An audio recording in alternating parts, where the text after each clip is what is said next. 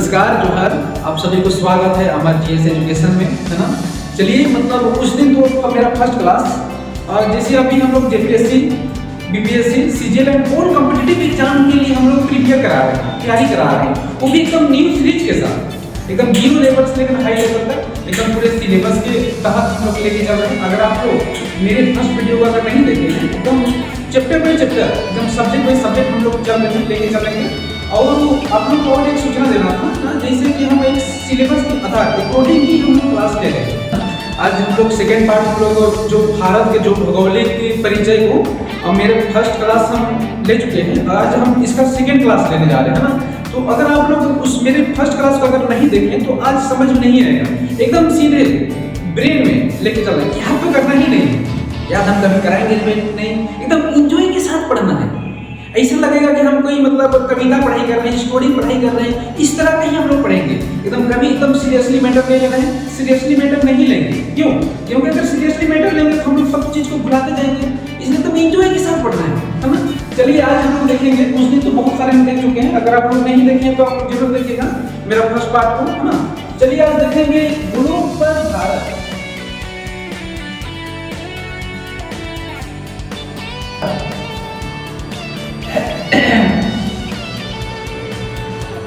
Globe पर भारत, है ना, मतलब बोला जाए कि ग्लोब में इंडिया कहाँ है ना, ग्लोब में इंडिया कहाँ है, उसको आज हम लोग चर्चा करेंगे। चलिए एकदम बेसिक चीज से, एकदम जीरो लेवल से हम लोग करेंगे। देखिए मान चलिए ग्लोब है, तो ग्लोब में हम लोग दो ही चीज देखते हैं, ग्लोब में हम लोग दो ही चीज देखते हैं, एक होता है लेटीट्यूड, लेटीट्यूड, और दूसरा होता है लॉन्गिट्यूड।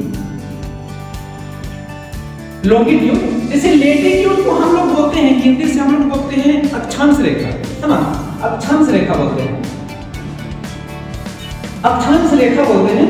और वही जगह में लॉन्गिट्यूड को बोलते हैं देशांतर रेखा, देशांतर रेखा, है ना।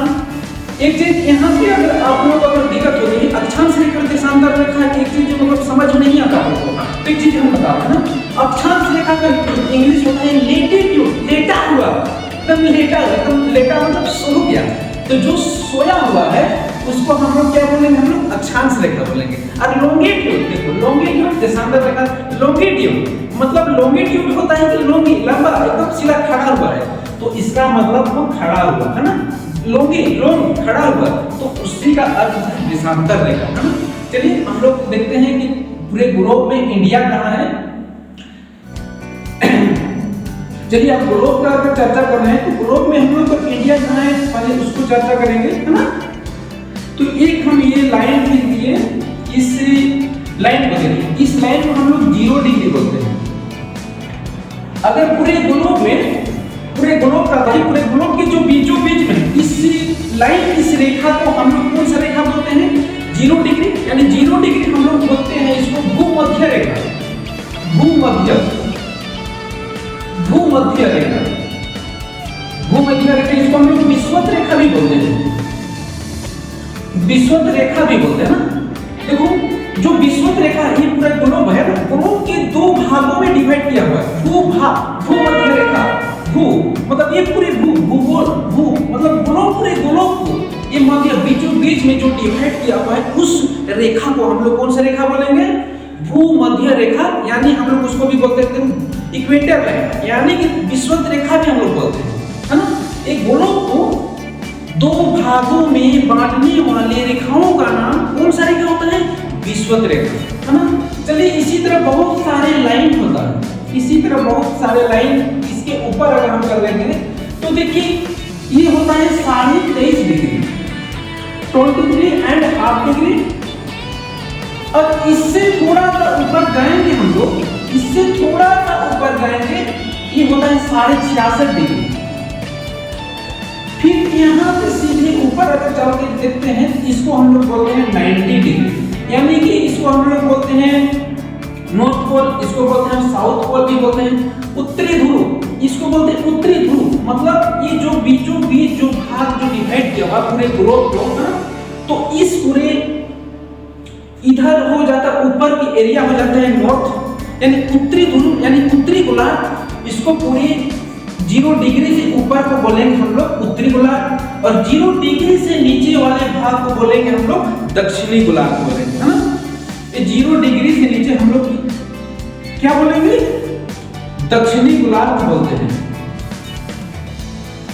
है ना। इसी तरह अगर देखिए ये नॉर्थ पोल हो जाता है, नॉर्थ पोल, नॉर्थ लैटिट्यूड होता है।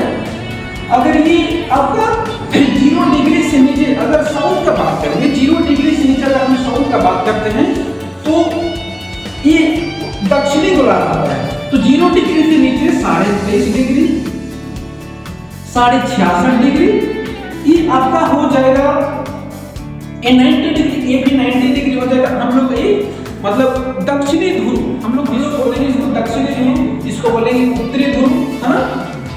तो अब ये तो हम लोग को पता है, जो पूरे ग्लोब को जो डिवाइड करने वाले रेखाओं का नाम होता है विषुवत रेखा। और विषुवत रेखा से जो ऊपर है ये 23.5 डिग्री नॉर्थ का बात करें, है ना, नॉर्थ का यानी उत्तरी, अगर हम इसका नॉर्थ साइड में अगर बात करेंगे, नॉर्थ साइड 23.5 डिग्री नॉर्थ का बात करें, है ना, तो इस रेखा का नाम होता है कर्क रेखा।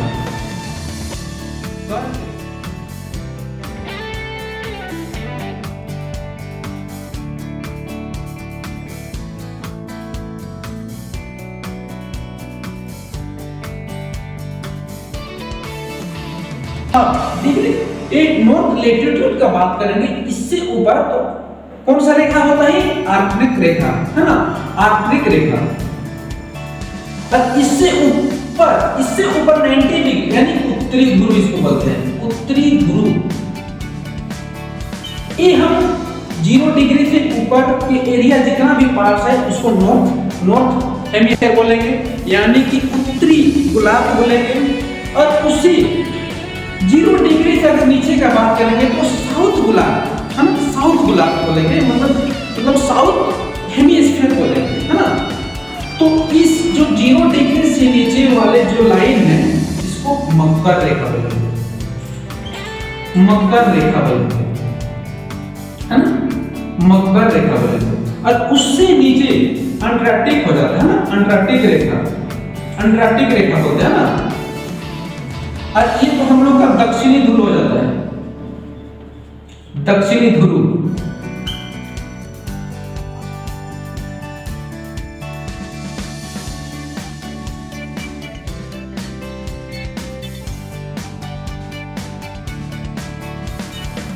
अब हम इसलिए हम बताएं, आप लोग को पता था कि पूरे ग्लोब को जो डिवाइड करने वाले रेखाओं का नाम होता है विषुवत रेखा, उससे ऊपर चलेगा आपका कर्क रेखा, उससे अगर नॉर्थ का 66.5 डिग्री का बात करेंगे तो कौन हो जाएगा आपका अंटार्कटिक रेखा हो जाएगा, है ना। अगर साउथ का बात करेंगे, 66.5 डिग्री, साउथ का बात करेंगे 66.5 डिग्री हो जाएगा अंटार्कटिक रेखा। और 23.5 डिग्री का बात करेंगे तो कौन सा रेखा हो जाएगा, मकर रेखा। हम इसलिए आप लोग को हम बताएं कि ये पूरे ग्लोब में इंडिया को फिट करना है, इंडिया को दर्शाना है कि इंडिया कहाँ है, कुछ चीज हमको देखना है ना। चलिए इतना तो हम लोग देख लिए। अब पूरे ग्लोब में इंडिया कहाँ है उसको देखेंगे, पूरे ग्लोब में इंडिया कहाँ है उसको देखेंगे। ये ग्लोब हो गया, ये पूरे ग्लोब को जो डिवाइड करने वाले रेखाओं का नाम जो है हम बताए थे, कौन सा रेखा है, विषुवत रेखा है। ये 0 डिग्री, इसको हम लोग बोलते हैं विषुवत रेखा, विषुवत रेखा। भूमध्य रेखा भी बोलते हैं। इसमें नोट करना है कि इंडिया पूरे ग्लोब में कहां है इसको देखना है। इससे ऊपर जाएंगे तो कौन सा रेखा ये है आपका कर्क रेखा, एक कर्क रेखा है ना। ये तो आपका 90 डिग्री हो जाता है, आपका 90 डिग्री मतलब उत्तरी ध्रुव, उत्तरी ध्रुव ये।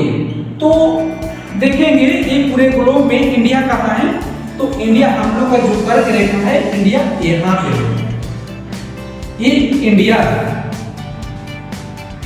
आप ये बताइए इंडिया पूरे ग्लोब में 0 डिग्री जो डिवाइड किया हुआ है उस रेखाओं का नाम है विषुवत रेखा। तो विषुवत रेखा से ऊपर कर्क रेखा, तो वो कर्क रेखा देखिए कि इंडिया बीचों बीच को डिवाइड कर रहा है। इंडिया में जो ये कर्क रेखा है, ये कर्क रेखा बीचों बीच में डिवाइड कर रहा है। देखिए तो उस रेखाओं का नाम जो है, इंडिया को जो डिवाइड करने वाले उस रेखाओं का नाम है कर्क रेखा, है ना। तो देखिए इस कर्क रेखा डिवाइड कर रहा है हम लोग का जो इंडिया को। तो ये इंडिया में कर्क रेखा कौन कौन सा स्टेट को टच करके गुजर रही है, टच कर रही है, वो चीज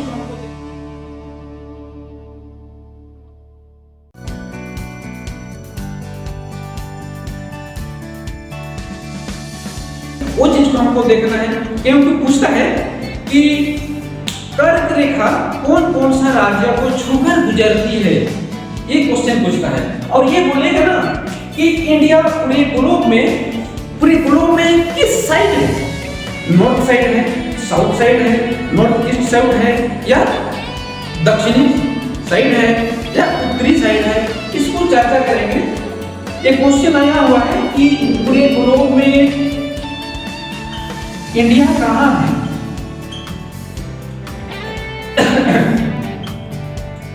तो उसको चर्चा करेंगे, देखते हैं।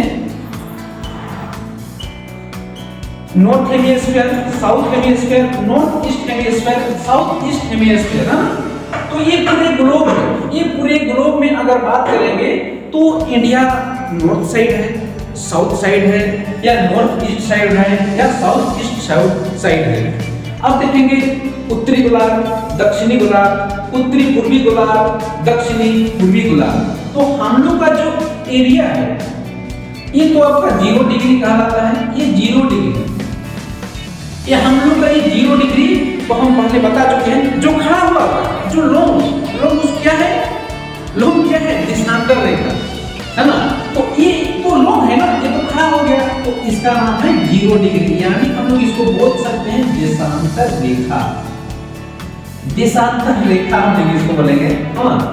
तो देखिए अगर हम लोग बात करेंगे तो पूरे ग्लोब में जो 0 डिग्री जो गुजर रही है, इसको ईस्ट साइड, ये आपका वेस्टर्न साइड हो गया, है ना। तो पूरे ग्लोब में इंडिया है हम लोग का ईस्टर्न साइड है, ये उत्तरी एरिया तो ही है। तो ईस्टर्न नॉर्थ ईस्ट हेमिस्फीयर में देखिए, नॉर्थ ईस्ट हेमिस्फीयर मतलब ये क्वेश्चन पूछा हुआ है आपका। पूरे ग्लोब में अगर बात करेंगे तो हम लोग का इंडिया है नॉर्थ ईस्ट हेमिस्फीयर, मतलब उत्तरी पूर्वी गोलार्ध में है। और जो पूरे ग्लोब में जो पश्चिमी भाग और पूर्वी भाग को जो डिवाइड करने वाला रेखाओं का नाम क्या है, 0 डिग्री, यानी देशांतर रेखा। देखिए ईस्ट और वेस्ट को क्या है, डिवाइड किया है। ये अलग पार्ट हो गया, ये अलग पार्ट हो गया। तो हम लोग का इस साइड ईस्ट एरिया में है इंडिया। तो जो 0 डिग्री है वो पूरे ग्लोब को 2 भागों में डिवाइड करने वाला कौन से area, west and east, east and west, जो पश्चिमी से पूर्वी को डिवाइड करने वाले रेखाओं का नाम है देशांतर रेखा। चलिए इतना सारा हम लोग जान चुके हैं। अब ये इंडिया में कौन कौन सा रेखा गुजर रही है, हाँ? तो उसको तो जानना जरूरी है। अब ये और एक चीज देखिए, ये तो देशांतर रेखा हो गया। तो इसी तरह हम लोग का देशांतर रेखा पूरे इंडिया को भी टच करके गुजर रही है, बहुत सारे इंडिया के बीच, और आपका अक्षांश रेखा भी इस तरह जो ये अलग पार्ट हो गया, ये अलग पार्ट हो गया, है ना। तो देखिए जो ये इंडिया है, इंडिया के साइड जो देशांतर रेखा गुजर रही है, इंडिया के साइड जो देशांतर रेखा गुजर रही, इसी तरह अक्षांश रेखा भी इस तरह गुजर के 0 डिग्री, 1 डिग्री, 2 डिग्री, 3 डिग्री, इसी तरह करते करते आपका यहाँ तक 90 डिग्री तक पहुंच गया ना। तो बहुत सारे ये देशांतर रेखा 180 इधर भी है, इधर भी 180 है। टोटल है आपका 360 डिग्री, मतलब टोटल 360 डिग्री के एंगल से बनता है, यानी 360 लाइन रेखा देशांतर रेखा है टोटल। इधर 180, इधर 180। कौन देशांतर का जो खड़ा हुआ है उसका बात कर रहे हैं। इधर 180, इधर 180, टोटल 360 रेखा है देशांतर का, याद रखिएगा। और एक चीज है, ये तो आपका लॉन्गिट्यूड का है। अब आप लेटीट्यूड का बात करेंगे। लेटीट्यूड देखिए लेटा हुआ है, इसी तरह टोटल 180 लाइन है, लाइन यानी रेखा। अगर पूछिएगा पूरे ग्लोब में देशांतर रेखा कितना है, बोलेगा तो 360। और वही जगह में लेटीट्यूड का बात करेंगे, अक्षांश रेखा का बात करेंगे, पूरे ग्लोब का अगर बात करेंगे तो 180 लाइन होता है, 180 रेखा होता है ना। चलिए इसमें बहुत सारे हम लोग देखें। अब हम लोग देखेंगे कि इंडिया में जो रेखा गुजर रही, जो 2 भागों में डिवाइड किया है, और कौन कौन सा स्टेट को छूकर गुजर रही है उसके बारे में देखेंगे। चलिए हम लोग देखते हैं इंडिया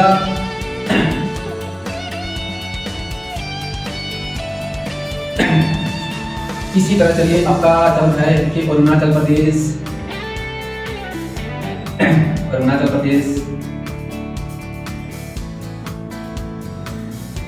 देखिए, अब देखेंगे कि हम लोग का जो कर्क रेखा का बात कर रहे थे, तो ग्लोब में नॉर्थ ईस्ट हेमिस्फीयर में है, कर्क रेखा से जो गुजर रही है, जो बीचों बीच से गुजर रही है ना, तो कहां से गुजर रही है, कहां से अंत हो रही है, उसके बारे में देखेंगे, है ना। ये हम लोग का हो गया कर्क रेखा।